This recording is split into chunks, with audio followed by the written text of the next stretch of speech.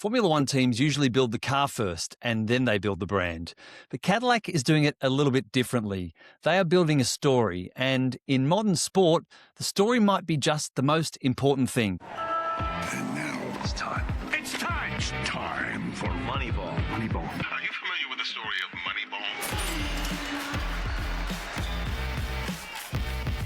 This is Moneyball, and we're talking Formula One as the season gets underway. And teams usually launch their cars pretty quietly. A press release, maybe a reveal on YouTube. But Cadillac is the new kid on the block, and they are doing things differently in 2026. They launched their brand new car in an ad in the Super Bowl in front of 130 million Americans. I mean, that is the big show, no doubt about it. And they're introducing themselves not just to motorsport fans, not the hardcore fans that might know of them, but to mainstream America, to the whole country, all backed by over $1 billion from General Motors.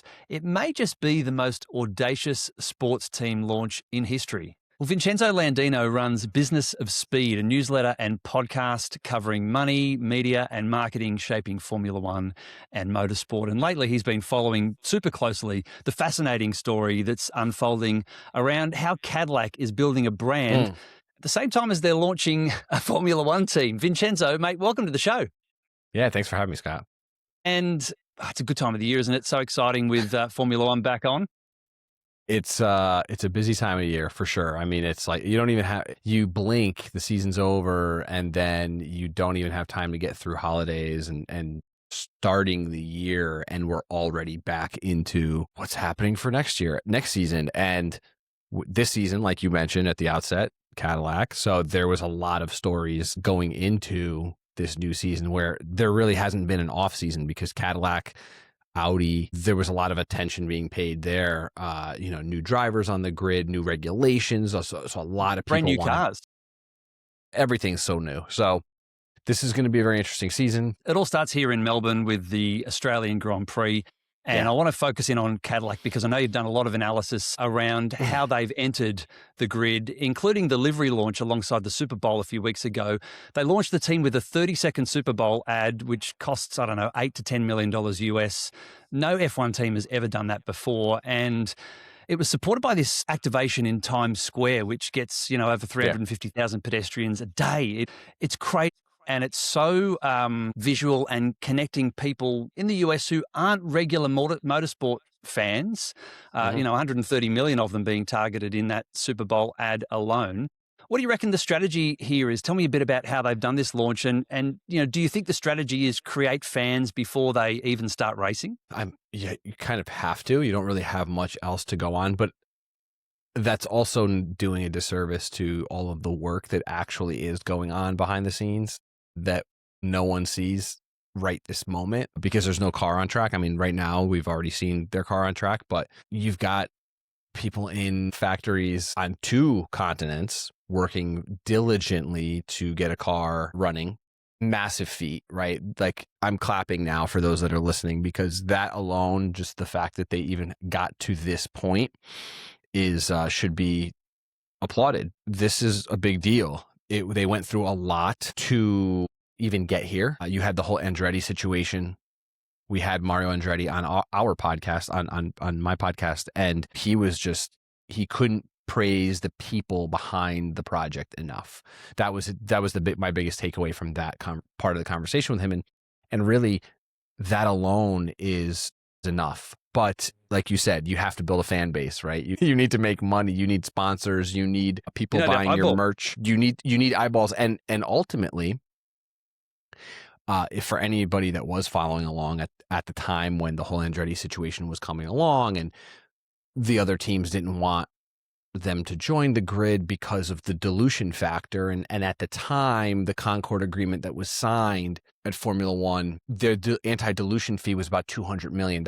So essentially to buy in to a team, if you could come up with $200 million to distribute amongst the other 10 teams, and you had obviously money and a plan, you could get in. But valuation spiked so quickly.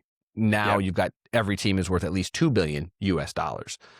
So it's doubled in the span of 20 months, 25 months or so.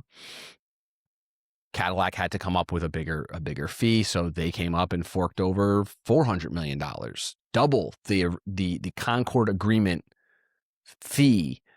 Again, that takes commitment. They came up with $400 million for that, let alone the $1 billion plus in infrastructure and salaries and just money you need to operate.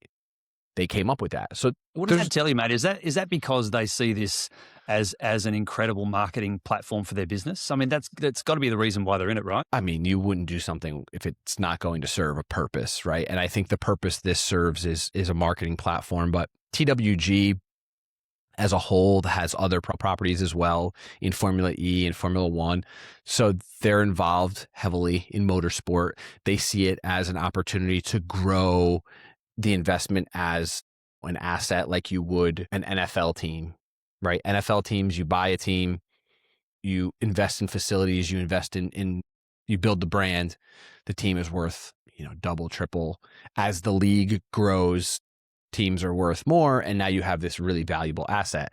And I think that's how TWG is applying that across their motorsport portfolio, very similar to the way other investors would in other sports, stick and ball sports, we'll say. But yeah, that to me signals a really, really committed team and a very committed, people behind it. They know what it's going to take. They didn't just appease the American market by taking American drivers, maybe American drivers that weren't ready. They hired a lot of experienced folks. They're really, really going at it. And then, of course, building the fan base, they've taken, like, even their CMO. I wrote extensively about him. He came over. He was running marketing at TikTok, Audi, Twitter, before it was X. And he is bringing this creator first mindset over to Cadillac and how they're going to approach marketing. Now, is it going to work? I don't know. I mean, who am I to say it's going to work? Absolutely. I think it's a great idea. So I'm bought into the concept and what they're doing personally. I think it's working amongst the fan base they want to attract. Like you said, they went onto the Super Bowl. They went to Times Square. Very, very American. Highly visible To Americans. And yeah, so I think they're doing all the right things. Of course, you have to perform on track. We'll find that out in 3 days, 4 days, how that's going to look, right? And there's been a lot of hype, right? And you're talking about this sort of long ramp in, the huge investment, and of course the marketing is part of that. But the biggest issue seems to me to be that, if they finish last, they're going to be in trouble. The marketing efforts and the content creators and all that sort of stuff, that makes it difficult. I mean, my football team in the National Rugby League here in Australia, the Newcastle Knights, they've come last 4 times in the last 10 years, right? So they have struggled on the field. Yeah, but they have one of the biggest supporter bases in the league, and people still keep coming back, but they've got a history. This is a brand new team. Yeah. And Americans have high performance standards. How forgiving could American sports fans be, especially the new ones coming in maybe to taste this, to go, okay, I'm going to watch Cadillac and I'm going to support the boys. Mm-hmm. If the team doesn't perform, how do you think they're going to react? American fans are going to root for an underdog to a point, especially it's brand new, right? It's like you said, there's not history where, they've been around, they've been here for 50 years and they've always been down on their luck. It's not, right? They're still not a mass fan base, right? To where we're looking at, if Cadillac is doing well, you're suddenly going to walk down the street and everyone's going to be a Cadillac. It's just not reality, right? We also have to temper our expectations. I think that if they don't perform, you can probably, maybe a year or two before it's like, all right, is this a worthwhile venture? But I think there's also a lot of education that goes into Formula One, into motorsport in general, because as you know, it's not about just coming in first these days. It's about, and actually we can liken this to football.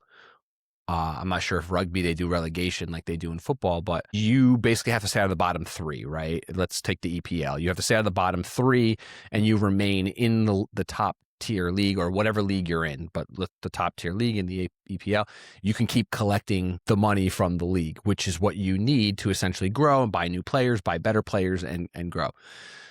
I think it's very similar with Cadillac. If you're not in that bottom of the heap every year, right? If you could just get to ninth. That's progress. That's okay. I And agree. if you finish, okay, let's say they finish last this year because no one's expecting anything. Although Aston Martin is doing them lots of favors by not even showing up this week. So, well, they had huge problems in preseason testing as well, didn't they? So massive. So they may not even. They're going to show up. It sounds like to Melbourne. They're going to do a formation lap if it even gets to that point, and then retire the car. So that's the expectation currently for Aston Martin. Sounds like the Honda power unit is not functioning the way Adrian Newey's designed the car. Wow. Whole other story. I'm not an engineer, so that's beyond me, but sounds like there's just a lot of tight space and the Honda power unit can't get enough air to breathe on. It's a nice leg up though for Cadillac, isn't it? It's a great leg up for Cadillac. And then again, I think Haas is kind of a good target for them too, right? The other American team, kind of. We forget. And so, do I think ninth is feasible? Absolutely. If you get to ninth your first year, I think anybody in their headquarters would take that. And I think if you're a fan that truly understands, this is where I was talking about education, right? Like most newbies don't truly understand how motorsport works, right? You're not just going to jump in and just because you're Cadillac, America, rah, rah, Eagles flying, screaming, blah, blah, blah. Like you're not just going to suddenly finish first. It just doesn't happen. But people want to see them being competitive. And if they can do that, if they can show a little bit of grit, determination, if they can get the car points finishes, going, 100%, not even, I mean, I was watching some of the highlights from last year in Drive to Survive and seeing the Kick Sauber team getting a podium. I don't envisage that for Cadillac, but if they can be competitive and if they can have a crack, and I want to ask you about the two drivers. They've gone for two very experienced drivers in Sergio Perez and Valtteri Bottas, who's basically adding a second Australian driver to the grid. We've pretty much adopted him as one of our own. Yeah, mullet, VB drinking, great dude. Lives in the Adelaide Hills. I think he's got his own wine brand now. More power to him. He's a bloody legend. But, absolutely, those two drivers bring so much experience to those two cars that you think that there'd be some situations where maybe the car or maybe the strategy doesn't quite get them up into 18th or 15th, but the driver might just get them there. And they're going to bring that experience that might help them in their first year especially. I mean, I can totally see that being the case. Like that's why you went with experience. Not only two experienced drivers, two drivers that played second fiddle to champions, to multi-world champions. Driving alongside Max Verstappen, I'm sure is not easy.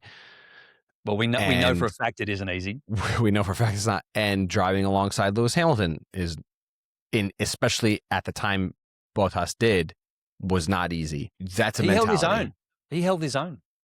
I mean, Valtteri he won races. Podiumed. He was consistently podium. I mean, that is a lot of experience, but it's championship mindset experience. It's not just, these guys have been racing for a long time. Let's just take that. It's championship winning experience. They've won constructors titles. They've played second to world drivers champions. They've come in second in the championship. So they're very well versed with how this world works. And when you have a brand new team, you need that more than anything. I'm glad they didn't, like I said, I'm very glad they didn't pick just an American driver just to say, we've gotten a young American driver. That would have signaled a lot of other things. Like someone just has money to throw at this for no reason, right? So you go from serious to, right. Now, see, like Aston Martin, now, whatever's happening this year aside, you want to be taken seriously. Like, is Lance Stroll your best bet at winning, at advance? Now, I understand he's the owner's son and nepotism is no stranger to Formula One, but how serious are you about creating a winning outfit? And so I think they've got Adrian Newey. They've obviously invested in him, and bringing someone like that in when they've got these new regulations, you're basically building a brand new car. I think it's the right time to do it, but. You're right. I mean, whether he's the right guy to be driving that car or not, you just got to look at his performances and his results, and you would say no. Yeah. So, mate, tell me a little bit about the American audience. I want to get your insights here because they've chosen these two drivers that we've been talking about, Perez and Bottas. Mm, And they're a known quantity, not just in terms of performance, but of course, through Drive to Survive, which has been, a sure. huge way to build audience, especially in the US, where you've seen this huge growth over the last 5, 6, 7 years. The audience has doubled, and the average age of Formula One fans in the US has come down by, I think, more than 10 or 12 years, from like 44 to 32. So, how much of an impact do you think has that had on the popularity of Formula One in the US? But do you think that that's formed part of their thinking, that they haven't chosen an American driver, but they've also chosen drivers who are known to people that watch Drive to Survive? Yeah. Checo Perez is Mexican, which is North America. Valtteri Bottas is, I don't know. He might as Australian. well be Australian or American. Like he could fit in as an American. Like he's got that partnership with the cowboy hat brand. I think it's a cowboy hat brand or a leather Yep. brand, Tecovas, right? It's a boot company, but they're Texas, and he just fits right in. It's a natural fit. It is He's like Dan Ricciardo with an accent. very much so, and so there's personality. I guess that's the point I was trying to get at, is that there's personality there, and Checo may have a different style and a different personality, but he carries a massive fan base with him. He's a hero in Mexico. He carries quite a bit of financial support.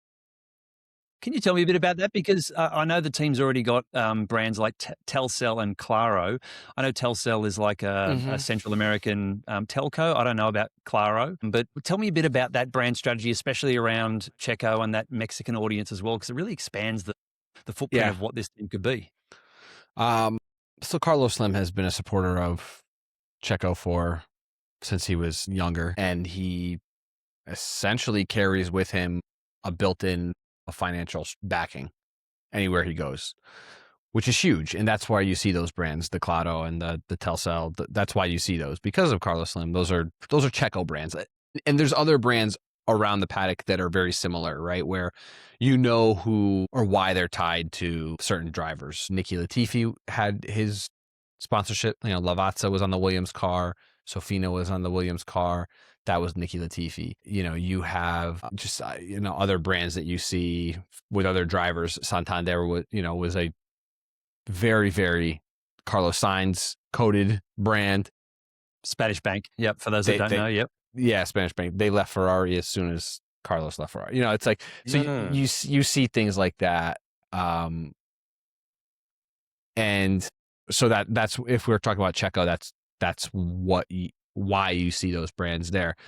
So it's smart for Cadillac to do that. But again, like I said, it's also smart because of the fan bases they bring with them.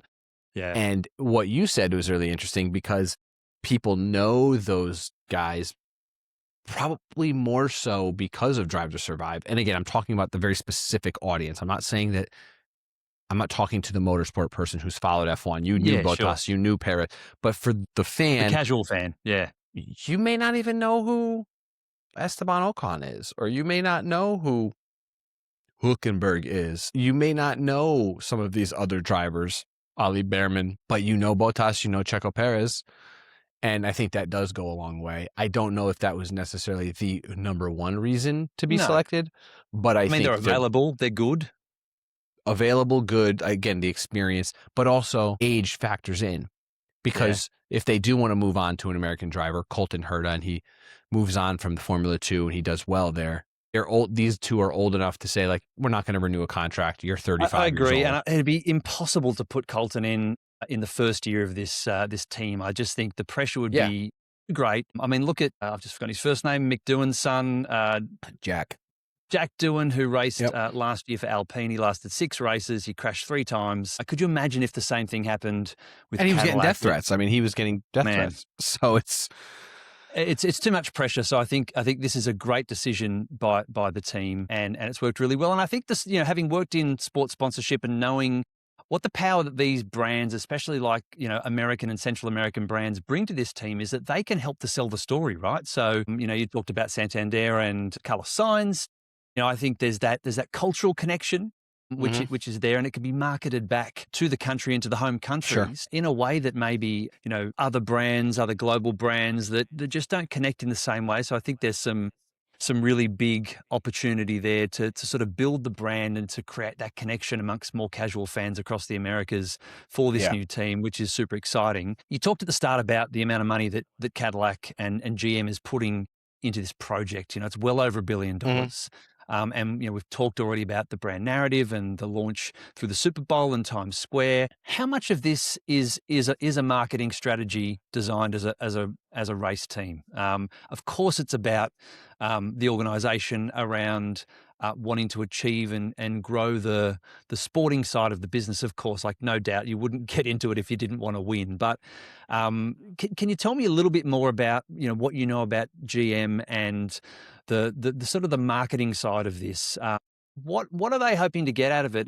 Have they talked about the connection to road cars and to sales? Because obviously there's brands like BYD and Tesla, and there are other Chinese and European brands that have kind of been outshining American brands in that new car market.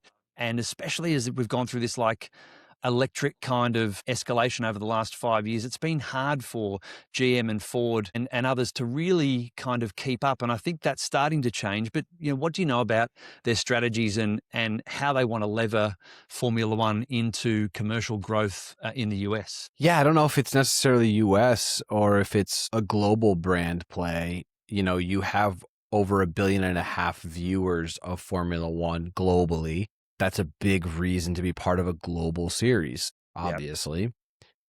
Cadillac is an American luxury brand. Does it have the same clout globally? I don't know. How many Cadillacs do you see in Australia? None. Yeah. 0. It's so there's a lot of reasons to say like we want to get our brand recognized globally. Cadillac means a lot here, and that's great. But if their play was just USA, there's plenty of other US motorsports. In fact, they're involved in them, so there was no there would have been no reason. I think Formula One also offers unique engineering challenges with the power unit, which they want to develop. They want to continue developing and engineering. You have the dedicated factory being built in North Carolina. So yeah, if you are trying to prove your technical and your engineering prowess and hey, we know how to build a power unit, we know how to develop advanced technology, you probably want to be in Formula One.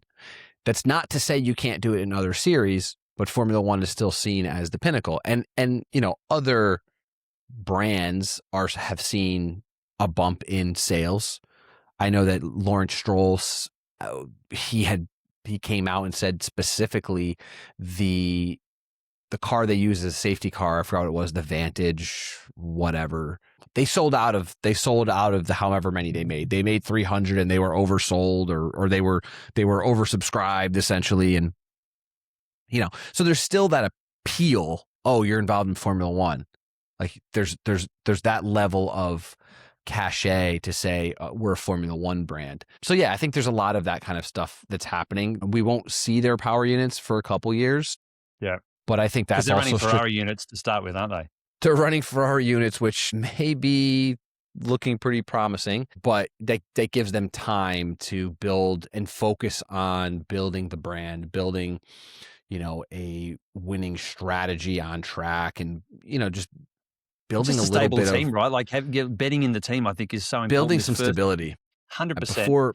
Before now, they throw in their own power units, and then we got to see if they're any good. But yeah, and also Ford is involved. That was my other thing. So Ford is involved with Red Bull. It would be a shame for the other large American manufacturer to not be involved, at least to go toe to toe. And they've already taken shots at each other, which is great. I think it's wonderful.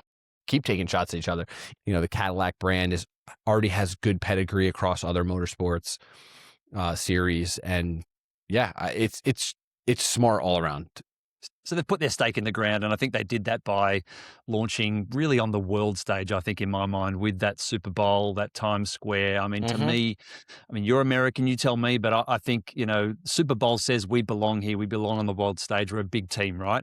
And I think so much has changed about Formula One, for the better and for the worse. If you're a purist, I think for the better, because it's under Liberty Media, the sort of newish owners, they've put the sport in front of so many more people, and Drive to Survive has been a big part of that.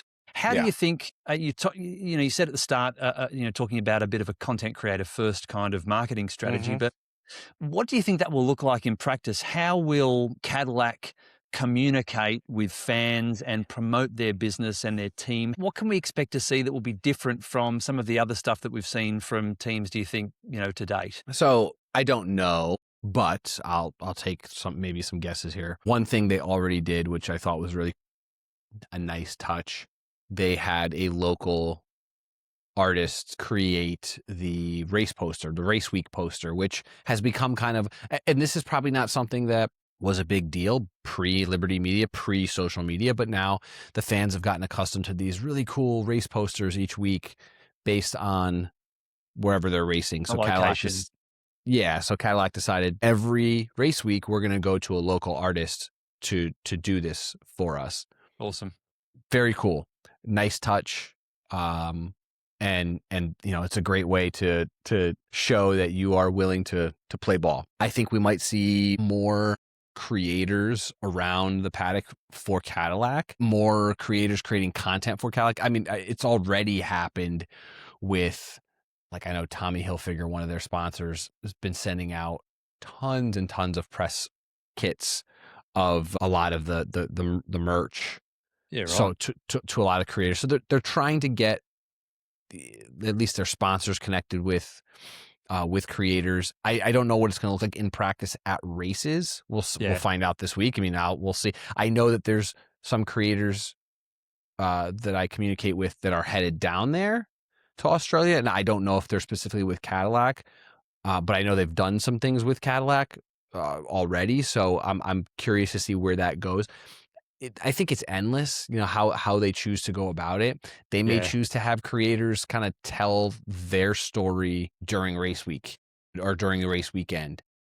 I think it'll be just like getting more ideas, right? Because I think the thing with content now, the way we consume, it's algorithmic, and it is these one-to-one communications. We've all got our own content feed, and I think having worked for brands and having created content for brands for a long time, we used to all think about our brand and how content should look, but it doesn't need to look like the brand anymore if the message is conveyed, right? If you're getting the right information across in a way that the consumer or the customer or the person on the end of the phone is able to receive the information in the way that they want to see it. Whether it just has to be entertaining, it's just got to say something informative, and it's got to do it in a way that will make them watch. It doesn't really matter what it looks like. So you could have 10 creators as well as your own content team for Cadillac on the ground in Melbourne, making stuff and having it look 10 different ways.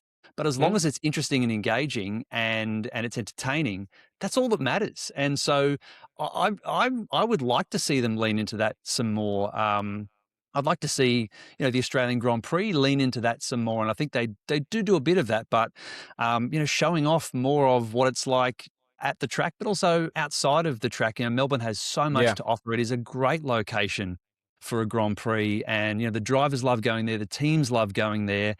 It's a ripper place to start the season for sure. I think they could be onto something, especially, when you think about the way that content is consumed and the way that we sort of see it now. It doesn't matter if it is not in their voice, in their brand. It can be in their channel and reach their people, but it doesn't have to be in their brand. I noticed you wrote recently in one of your newsletters about kind of like a sneaky, it wasn't a collaboration, sneaky leveraging of one brand into their own, where there were some photographs of Valtteri, of Sergio, and some of the other team in the garage wearing these Nike Dunks. I think they were black and white. They were like a particular shoe.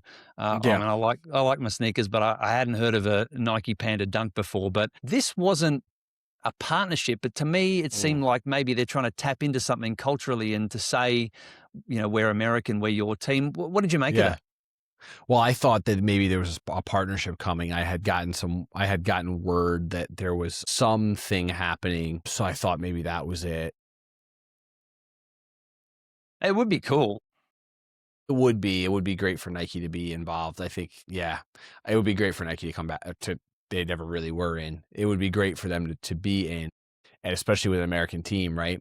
Because you've got other brands, don't you? Like Mercedes has Adidas. I think is it Under Armour's with McLaren. There are a few performance brands everyone's in and with around. McLaren. Puma's with Ferrari, I think. Puma's also with pretty much the whole, like they have a Formula One licensing deal as well. Yeah, right. You have Castor.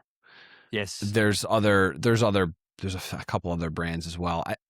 Here's my thing with McLaren's Nike. got everyone. Yeah, McLaren does have everyone. The Nike, why I thought that was such a cool thing was because even if it wasn't, and it doesn't seem like it is, everybody wears Nike. No, I say everybody, but like a lot of people wear Nike, and they People didn't our have. age wear Nike. Everyone wears Nike, man. Yeah, doesn't matter how old you are. I think also a very clever play because it got a lot of buzz and people were speculating and people were talking, and the F1 world on social media everywhere was talking about it. So my thought was, okay, either they know that and they're just doing it for the attention, which is great for them, or they're using it as a way to get Nike's attention to show, hey, look how much attention we can get you. We should partner. So I thought there was one of two things they were doing there. Ultimately, well, as of right now, it seems like it was just they were playing off of it, and they knew don't know though. Like that seems to me something you might do, right? So if you were pitching to Nike to have them as a partner, like why not show them what you could generate and what you could do? 100% what I would do. That is 100% the play I would have made if I was pitching Nike to come join as a sponsor. I would have said, watch this. And I would have, put a few of those photos. I mean, for everybody to have the same sneakers on and in those shots, it was like, there's no, so yeah, That's smart. So it's smart marketing, right? Yeah. Very smart. Love it. So, look, we've talked a lot about the marketing, and that can only take you so far. There's also, on-track performance, and there are some big engineering changes in Formula One this season. Completely brand new cars, new rules and regulations about what the cars should look like and how they should be built and perform. They're a little bit smaller. They have new engines. Aerodynamics are different. Yep. Even the way that they drive them with like a boost mode and a passing mode, and there's a whole bunch there. Overtake, boost, yeah. Yeah, like it's a really big technical shake-up, and I think it's super interesting because I guess what it does is it brings the field back together for the first time in quite a while. And I wanted to ask you, you do follow F1 super closely. Do you think that this is a great time for a new entrant to come in? Do you think that it gives Cadillac the best chance to have a crack at least, given that the field ideally should be coming back together a little bit as they're trying to work out how to make the most of these new rules? Theoretically, yes. Theoretically, it's better to join now than it was last year or let's say even 2 years ago when everybody's already, elbow deep in the regulations and they've already developed their cars. I mean, everyone's starting pretty much from scratch. I mean, Cadillac is starting from scratch. Everyone else is starting from roughly the same point. Yeah. So I think it's a good point for them to enter. It's a good point for competition to be as close as, I mean, again, we can't not talk about Aston Martin, right? And the fact that they've got the greatest designer of all time, maybe one of the greatest. Colin Chapman's still there as well. Yeah. But the last 20 years, I mean, he's been probably phenomenal. 30 years, yeah. Yeah, like just amazing across multiple teams. He has brought success to multiple teams. Yeah, so you've got the greatest designer. You would have thought, okay, they've got this rocket ship brewing. They've got Honda now. Like, wow, this is going to happen. It's not. So far, it's not, right? It's proven nothing but a disaster. And I think there were those rumors last year as well about Max Verstappen potentially going there. Could you imagine that he was there now with that heap of crap car that might not even get to the start line? It's pretty crazy. Yeah, I mean, right now everything is new, so every direction is brand new. Especially like we see Ferrari, what they've done with the exhaust, this kind of faux blown exhaust that ties into this rotisserie rear wing concept, which is, again, it's very cool. It's legal with innovative. Even what Mercedes did with the engine, which I thought was actually quite brilliant. And it's a shame that, they're going to go back and say, well, it's not in the spirit of the rules and blah, blah, blah. But all these things are happening now. So now's a time to test. And if you're a brand new team, why not, right? Like, why not now be the time to make it happen? So yeah, I think Cadillac's coming in. I don't know what takes. I couldn't even, if you asked me what my predictions were for Melbourne, I don't even know if I would give you an, like, I could really give you an answer. I have That was literally my next question. I mean, listen, my podium, what I want to see and what I think is going to happen is very different. So I'm going to lead with not my heart, and I'm going to say it's going to end up, I think George Russell is going to come out on top. I think the Mercedes is holding back quite a bit. It's going to be Russell, Verstappen, Leclerc is what I think we're going to see. But anything happen. Literally anything. 100%. And as well, you even see the emergence of some of those younger drivers last year. Ollie Behrman did super well. Obviously, Oscar Piastri pushing all the way, and we can have a whole other podcast about the second half of his season last year. Isaac Hadjar, I absolutely think coming to the Red Bull team. You know, here's the thing. He did so well at Racing Bulls, and I really hope that he can carry that on because I like him. I really like him as a driver. So, you know, being in the spot you're in now, it's time to pull up your big boy pants, and you really need to prove that you have it. I hope, and I think with the way leadership has changed over there at Red Bull too, things will be a little bit different.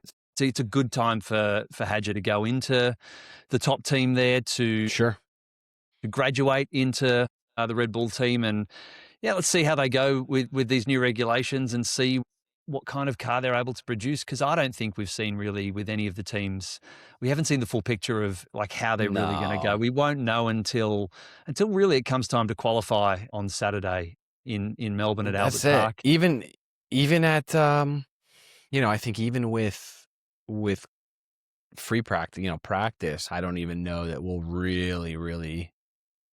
I mean, we'll start to see things happen probably by FP2. Sure, but the whole day away. Until qualifying, 100%.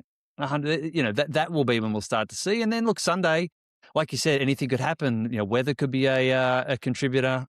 Mm-hmm. I've been to the Grand Prix in Melbourne a couple of times. You know, Melbourne is known for having 4 seasons in one day. It can be hot, it can be cold, it can be windy, it can be wet.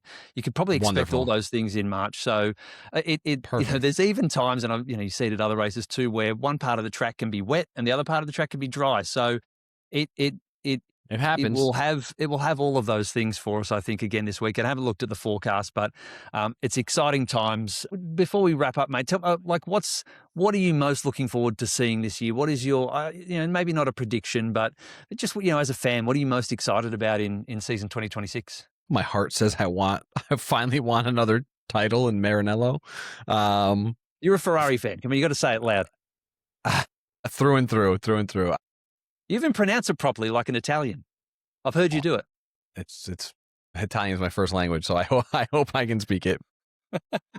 Yeah, that's what I want to happen. I would love to see, and Which I really driver? would love I don't see, like, truly, if you are one of the tifosi, you don't. I don't care. Your team, yeah. It's team over driver for me, but there's part of me that I would love to see Lewis get his 8th.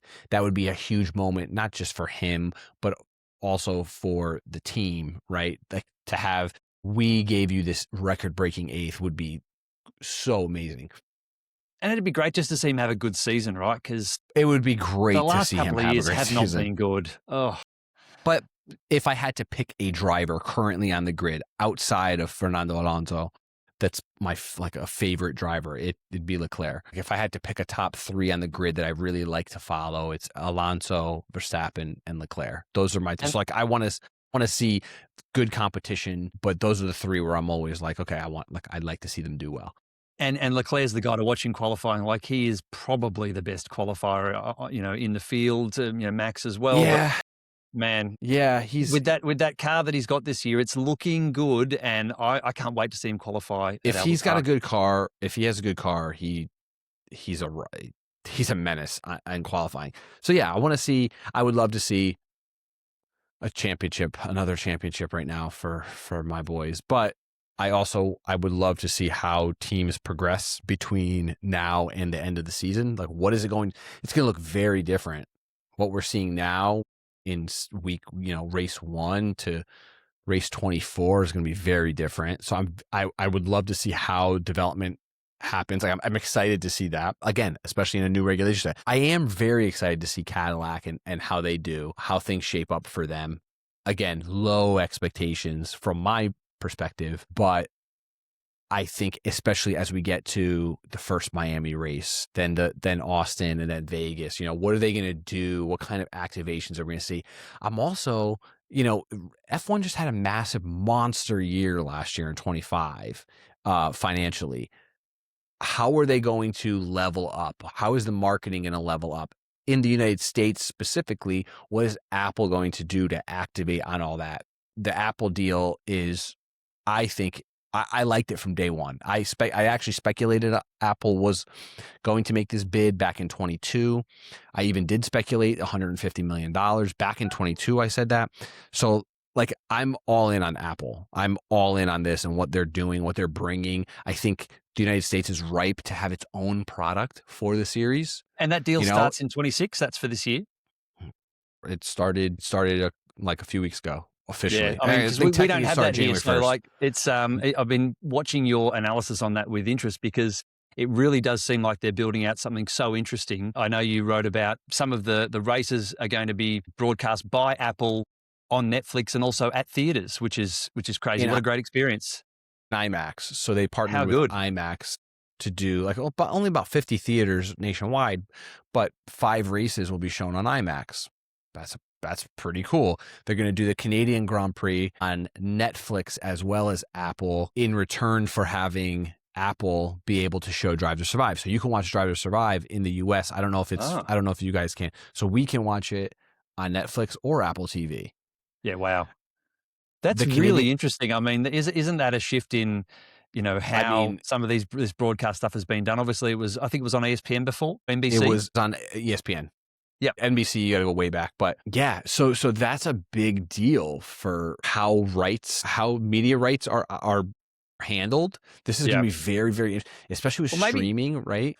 And look, the streamers are starting to play here as well. We've seen NFL games here at Christmas broadcast here on Netflix, boxing as well, and our local games, the NRL and Aussie Rules football, I think will both start to be of interest to some of these streamers, whether it's Paramount Plus or whether it's Netflix or I don't know about Apple, but certainly some of those others that already have a bit of a foothold in the market here. So maybe I'd love to get you on to sort of talk about how this Apple deal, Netflix F1 goes in the US this year, because that'll be one to watch, because I think, sort of as you're intimating here, it's going to have effects both in the American market but globally, because the models are changing completely. And I think it's definitely, it's a big shakeup. It's an interesting new product. And if you haven't followed Vincenzo, I'd strongly urge you to do that. The Business of Speed on Substack, on YouTube, and wherever you get your podcasts. Mate, you're an absolute pro. Thank you so much for joining us from the US ahead of the Australian Grand Prix to talk the Business of Speed here on Moneyball, the business of sport, mate. Great to have you on. Thanks so much. Thanks for having me. Moneyball.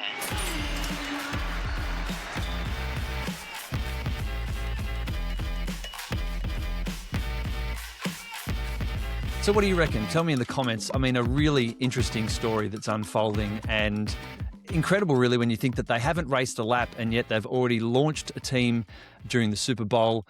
They have kicked off a brand new global brand in Formula One and positioning themselves really as America's Formula One team. And it tells you something really important about modern sport and Formula One too, I think. Success isn't just about the fastest car. It's also about having the best story.